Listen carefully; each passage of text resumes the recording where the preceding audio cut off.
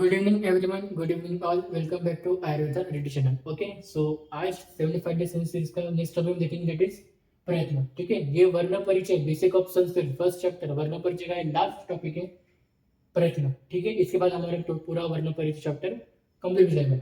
Okay, सो देखो कल में क्या देखा था, कल के लेक्चर में हमने देखा था दैट इज उच्चारण स्थान। ठीक है, उच्चारण स्थान देखा था हमने मेन। ओके, सो उच्चारण स्थान से और हमने तीन प्रकार के व्यंजन देखा था, ऊष्म, स्पर्श और अंतस्थ व्यंजन। ठीक है, तीन टाइप्स के व्यंजन और उच्चारण स्थान। उच्चारण स्थान सूत्र करना मोस्ट इंपोर्टेंट है, और वो तीन व्यंजन प्लस विषय याद रखना बस। ओके, उच्चारण स्थान से अच्छी बनेगा ही बनेगा। ठीक है, याद रखना।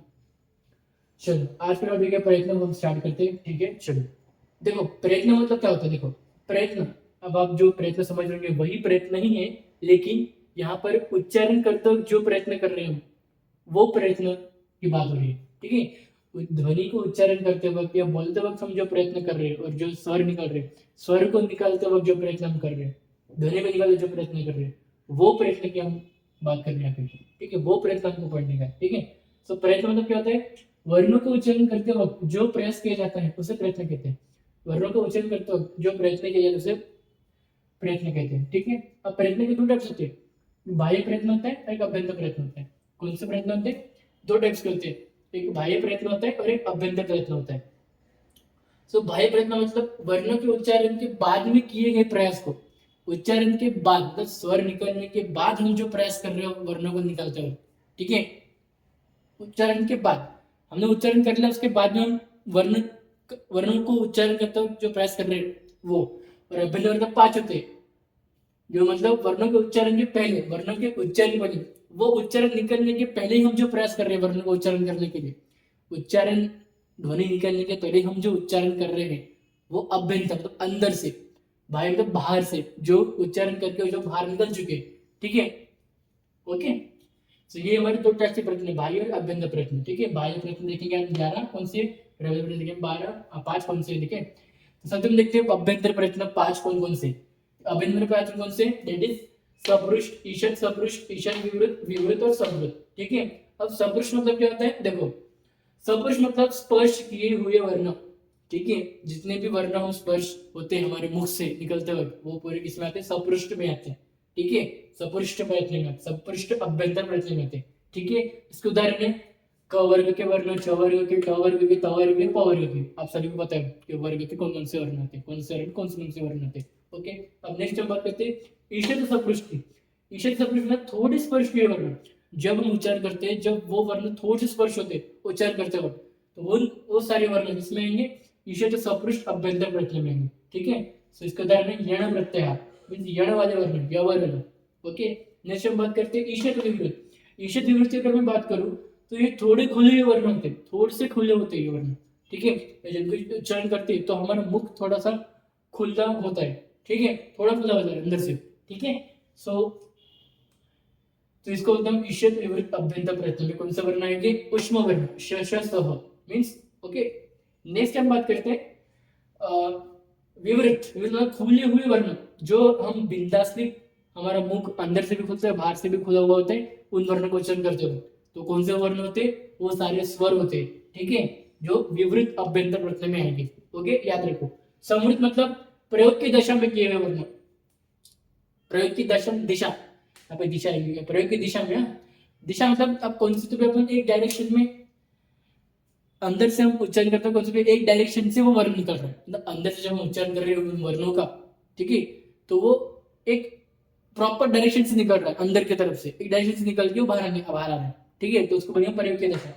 ओके, जिसमें हम हसो अ अगर हम बोलते हैं तो वो एक डायरेक्शन से निकलता है, अंदर मुख के अंदर से एक डायरेक्शन से निकलता है वो, और फिर बाहर निकलता है मुख के अंदर। ओके, सो ये हमारे 5 प्रकार के अभ्यंतर प्रयत्न, सपृष्ठ, ईषद सपृष्ठ, ईशान विवृत, विवृत संवृत। ठीक है, अभ्यंतर प्रयत्न से एक एमसीक्यू फिक्स है, आएगा ही आएगा, और बाह्य प्रयत्न से भी एक एमसीक्यू फिक्स है, आएगा ही आएगा। ठीक है, दो एमसीक्यू फिक्स है, मींस एक्सपेक्टेड। ठीक है, ये तो अभ्यंतर प्रयत्न से आएगा तो बाह्य प्रयत्न से आएगा। अब हम देखते हैं बाह्य प्रयत्न कौन कौन से। ठीक है, सो नेक्स्ट हमारा टॉपिक इट इज बाह्य प्रयत्न। ओके, चलो सब बाह्य प्रयत्न में कितने पढ़ा था मैंने, 11 होते हैं। कौन कौन से, संवार, नाद, घोष, विवार, श्वास, अघोष, अल्पप्राण, महाप्राण, उदात्त, अनुदात्त, स्वरी। ओके, सो देखो कौन से होते? संवार, नाद, घोष, विवार, श्वास, अघोष, अल्पप्राण, महाप्राण, उदात्त, अनुदात्त और स्वरित। ओके, तो देखो स्वरित में सबसे पहले देखेंगे संवार। संवार मतलब थोड़ी सी दबे हुए वर्ण, नाद मतलब आवाज हुए वर्ण, और घोष मतलब ध्वनि गूंजती है। अब देखो संवार, नाद, घोष इन तीनों के उदाहरण हर्ष प्रत्यार है। हर्ष प्रत्यार अब कहां से निकल आगे? महेश्वर सूत्र से निकलेंगे। हर्ष प्रत्यार हर्ष प्रत्यार के वर्ण आप कहां से निकालोगे? महेश्वर सूत्र से निकालोगे। ठीक है, जैसे कि मैंने प्रत्याहार में बताया था। ठीक है, सो ये तीनों के भी एग्जांपल हर्ष प्रत्याहार वाले वर्ण आएंगे। देखो ये जितने भी वर्ण है इनको जब हम उच्चारण करते हैं तो ये थोड़े से दबे हुए होते हैं। ठीक है, और थोड़ी बहुत आवाज आती है। ओके, तो दबे हुए होते हैं, थोड़ी बहुत आवाज आती है, और खुले हुए वर्ण होते हैं। ठीक है, ध्वनि गूंजती है, खुले वर्ण में ध्वनि गूंजती है, थोड़े दबे हुए होते हैं। ठीक है, और आवाज आती है, आवाज आती है, ध्वनि गूंजती है, थोड़े खुले वर्ण होते हैं। ठीक है, कौन से? हर्ष प्रत्याहार के वर्ण, और इनके उदाहरण है संवार, नाद, घोष के। ठीक है, नेक्स्ट हम देखेंगे विवार, श्वास, अघोष। विवार मतलब खुले हुए वर्ण, श्वास मीन्स ज्यादातर श्वास आती है उच्चारण करते वक्त, अघोष मतलब ध्वनि गूंजती नहीं है। देखो इनके उदाहरण है खर प्रत्याहार, एक आसन निकाल मैंने उदाहरण प्रत्याहार वर्ण महेश्वर सूत्र से। ठीक है, ये आप भी निकाल कर देखो, महेश्वर सूत्र को साइड में रखो। ओके, सो कौन से थे? क, फ, छ, ट, थ, च, ट, त, क, प, श, स। ओके, सो जब हम इन वर्णों का उच्चारण करते हैं तो ये खुले हुए होते हैं। ठीक है, ज्यादातर श्वास आती है, श्वास निकलती है इनका उच्चारण करते हुए। फिर बाद में ध्वनि गूंजती है, ध्वनि गूंजती नहीं है, सॉरी ध्वनि गूंजती नहीं है इन वर्णों का उच्चारण करते हुए। ठीक है, नेक्स्ट है अल्पप्राण, महाप्राण। अब देखो अल्पप्राण मतलब प्राणवायु से डायरेक्ट कनेक्शन है, सो थोड़ी सी प्राणवायु बाहर निकलती है अल्पप्राण में। महाप्राण में थोड़ी ज्यादातर वायु बाहर निकलती है। ठीक है, मीन्स अल्पप्राण में जब अल्पप्राण के वर्णों का उच्चारण करते वक्त थोड़ी सी प्राणवायु बाहर निकलती है, और महाप्राण के वर्णों का उच्चारण करते वक्त थोड़ी ज्यादा वायु बाहर निकलती है। ठीक है, सब देखो अल्पप्राण के उदाहरण क्या आएंगे? वर्गों के 135 वर्ण, 135 वाले वर्ण प्लस यण वर्ण।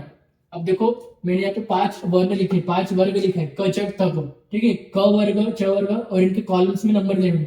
सो क्या बोले अल्पप्राण के उदाहरण? वर्गों के 135 मीन्स कॉलम नंबर 1, 3 और 5, कॉलम नंबर 1 के वर्ण, कॉलम नंबर 3 के वर्ण, और कॉलम नंबर 5 के वर्ण, प्लस यण वाले वर्ण मीन्स यवर्ण, मीन्स ये 4 4 8 4 4 4 8 4 12 12 प्लस ये 4 16 वर्ण। ये 16 वर्ण अल्पप्राण के उदाहरण है, means column number 1, column number 3 के, कॉलम नंबर 5 के, प्लस यण प्रत्याहार वाले वर्ण। ठीक है, नेक्स्ट बात करते हैं महाप्राण की। तो इनके वर्गों के second and fourth means second and fourth वाले कॉलम प्लस शल प्रत्याहार। शल प्रत्याहार मीन्स उष्म वर्ण, श, श, स। ठीक है, सो 8 4 12, तो ये जो 12 वर्ण है ये महाप्राण के उदाहरण है। ठीक है, मीन्स समझ गए क्यों? थोड़ी ज्यादा वायु बाहर निकल रही है उच्चारण करते हुए। ओके, ठीक है, सो ये थे अल्पप्राण के उदाहरण, कॉलम नंबर 135। ये आप नोट कर लो अभी के अभी निकाल कर, तो आपको समझ में आ जाएगा। अभी नहीं तो बाद में जब पढ़ने बैठोगे तब समझ में आएगा कि कौन सा कॉलम को कौन सा क्या उदाहरण है। ओके, सो भी नोट कर लो। नेक्स्ट उदात्त, अनुदात्त, स्वरित। ये तो मैंने आपको पहले भी पढ़ा है। ठीक है, जब हम स्वर देख रहे थे, स्वर के क्लास देख रहे थे, तो आपने पढ़े थे हमने उदात्त, अनुदात्त, स्वरित। तो इसके आपको डेफिनेशन पता है, और इसके उदाहरण सारे स्वर आते हैं। ठीक है, तीनों के उदाहरण में सारे स्वर। ओके, बस तो ये थे हमारे 11 बाह्य प्रयत्न। और कौन से? संवार, नाद, घोष, विवार, श्वास, अघोष, अल्पप्राण, महाप्राण, उदात्त, अनुदात्त, स्वरित। ओके, सो अगर आपको लेक्चर अच्छा लगा है तो लाइक करो, शेयर करो, कमेंट करो, अपने फ्रेंड्स के साथ शेयर करो। ठीक है, और जिनको डेली टेस्ट चाहिए वो मुझसे डायरेक्टली कांटेक्ट करें पर्सनली, और जिनको डेली क्वेश्चंस, डेली टेस्ट चाहिए और नोट्स चाहिए, उनको हैंड रिटन नोट्स चाहिए, मुझसे डायरेक्टली कांटेक्ट करो। ठीक है, ओके, और आज के हम यहीं पे एंड करते हैं। So thank you.